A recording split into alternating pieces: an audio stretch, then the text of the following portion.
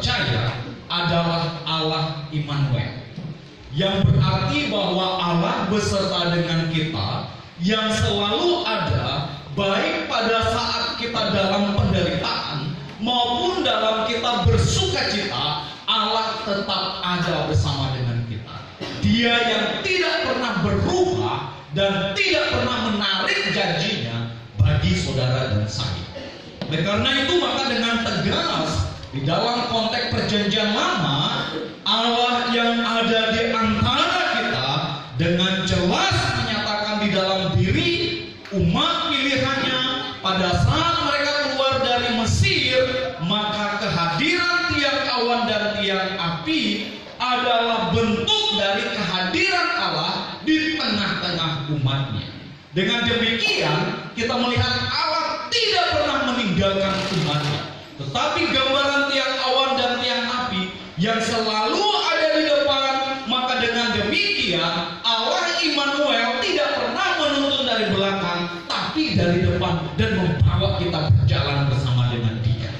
Berdasarkan di dalam Injil Yohanes yang kita baca pada hari ini, dengan jelas dan dengan terang dibukakan lagi bagi kita bahwa Dia ada di antara kita.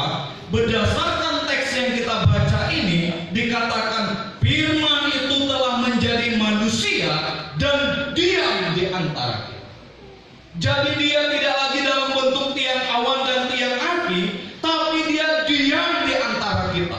Saya melihat di dalam terjemahan kata diam dalam teks asli itu memberikan pengertian tentang tabernakel, atau dengan kata lain kemah yang didirikan, atau yang digambarkan adalah kemah suci yang digambarkan di mana umat itu berjalan. Maka kemah suci itu harus didirikan oleh bangsa Israel, sehingga kata diam di sini dia mengambil pengertian tentang kemah suci yang didirikan itu sendiri.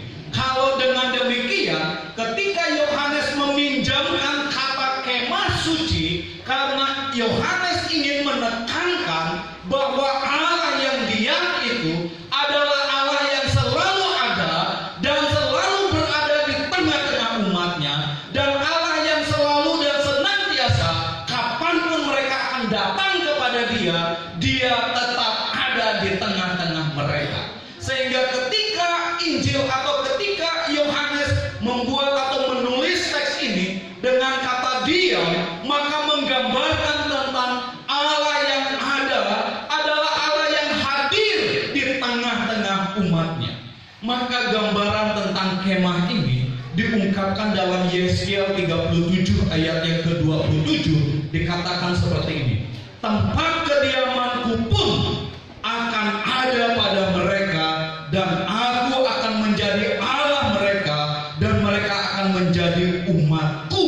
Maka ayat ini yang dikutip oleh Yohanes di dalam Wahyu pasal yang ke-21 ayat yang ketiga, yang berbicara tentang Yerusalem baru, di mana Allah akan mengumpulkan seluruh orang percaya ada bersama-sama dengan Dia.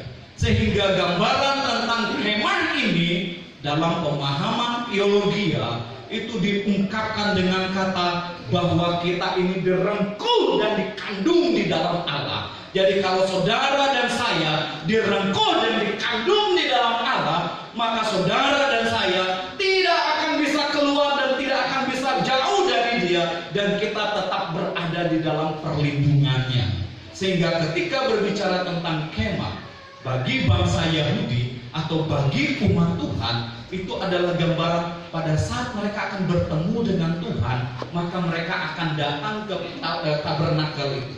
Mereka akan datang di kemah itu. Disitulah tempat mereka bertemu dengan Tuhan. Di saat mereka akan membawa korban persembahan, maka korban persembahan itu mereka akan bawa ke kemah itu, tempat mereka bertemu dengan Tuhan. Di saat mereka ingin mendengarkan Allah berbicara dengan mereka, maka imam akan masuk dalam kemah suci itu dan mendengarkan apa yang menjadi perintah Tuhan bagi mereka. Nah, Yohanes mengungkapkan dengan kata diam itu dalam pengertian bahwa dia menjadi kemah yang selalu menyediakan tempat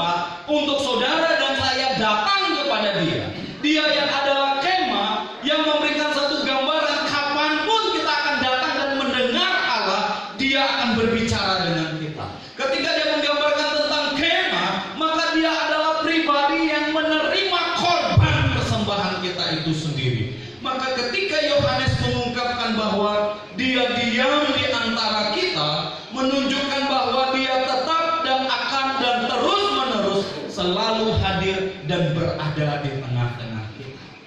Saya mengutip satu ayat yang ditulis oleh Pak Manapulsa.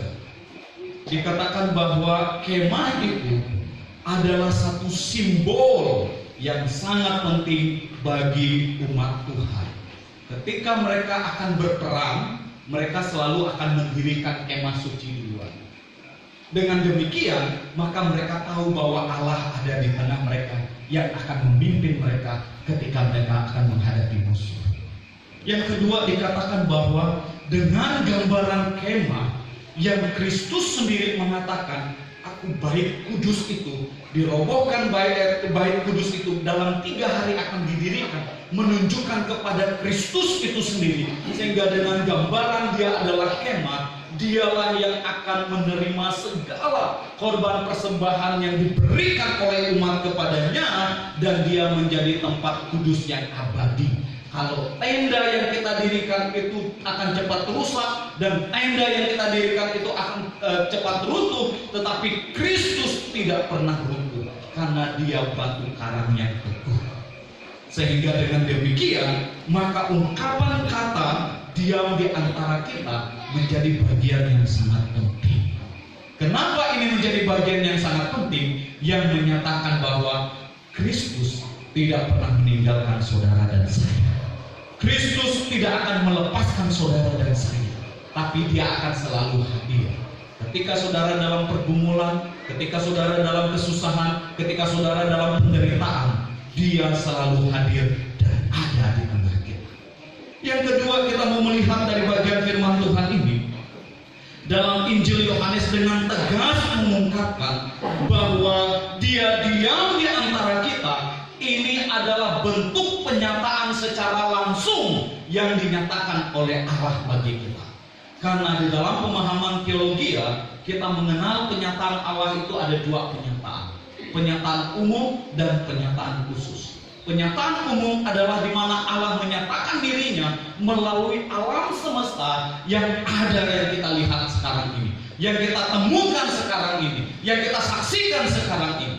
Sekalipun kelompok orang-orang ateis katakan mereka tidak percaya akan Tuhan, tetapi ketika muncul pertanyaan, kalau begitu siapa yang membuat alam semesta ini yang begitu hebatnya, mengatur segalanya dengan bentuk tumbuh-tumbuhan, beribu-ribu tumbuhan yang ada, beribu-ribu hewan ternak yang ada, siapa yang menciptakan? Tidak mungkin akan dimunculkan dari satu gen untuk segalanya. Tetapi inilah karya agung yang Allah ciptakan.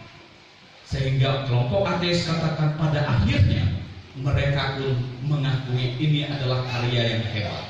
Kalau ini karya yang hebat, siapa perancang karya itu? Maka setiap agama suku, dari suku apapun, dalam kebudayaan suku apapun, tetap mengakui ada yang namanya ilahi yang berkuasa di atas segalanya. Inilah bentuk penyataan umum. Tapi dalam penyataan khusus, maka Allah menyatakan dirinya melalui Kristus dan firman-Nya. Dalam Yohanes, kita menemukan Allah menyatakan diri secara khusus melalui pribadi Kristus. Dikatakan adalah firman telah menjadi manusia. Firman telah menjadi manusia. Ungkapan atau pernyataan tentang firman telah menjadi manusia, maka pengetahuan ini adalah pengetahuan yang melampaui dari konsep orang-orang Yunani. Karena dalam istilah Yunani, kita seringkali mendengar ada istilah yang namanya logos. Dalam filsafat Yunani selalu mengatakan logos itu hanya pada pengetahuan, hanya pada hikmah. Berarti dia tidak dalam bentuk fisik, itu hanya dalam pengetahuan, itu adalah hikmah. Itu dalam konteks Yunani. Dia tidak dalam bentuk fisik dan dia juga tidak dalam bentuk perasaan. Tetapi Yohanes menekankan dalam ayat ini, dikatakan firman telah menjadi manusia. Jadi hikmat itu, pengetahuan itu telah menjadi daging. Dalam wujud daging, dalam rupa manusia.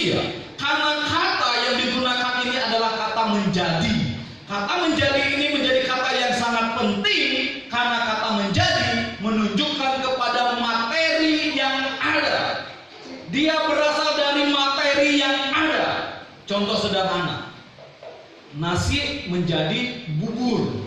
Bubur ini terjadi karena sudah ada dasarnya nasi, diubah menjadi bubur, tetapi tetap dasarnya adalah nasi. Sehingga dengan demikian, maka kata gambaran kata menjadi ini menjadi bagian yang sangat penting. Firman menjadi manusia. Kalau orang Yahudi hanya katakan pengetahuan, hanya hikmat, tetapi Yohanes menekankan lagi, dia tidak hanya pada pengetahuan, dia tidak hanya pada berhenti pada hikmat, tapi dia telah menjadi daging. Karena kata yang digunakan di sini adalah menunjuk pada kata syar, berarti dia adalah daging yang memiliki tubuh jiwa, yang memiliki jiwa dan roh yang ada di dalam dirinya.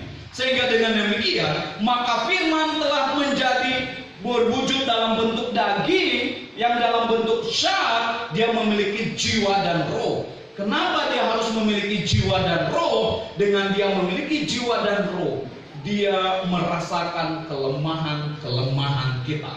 Inilah dalam kristologi, dalam kitab Ibrani mengatakan bahwa dia merasakan tentang kelemahan-kelemahan kita.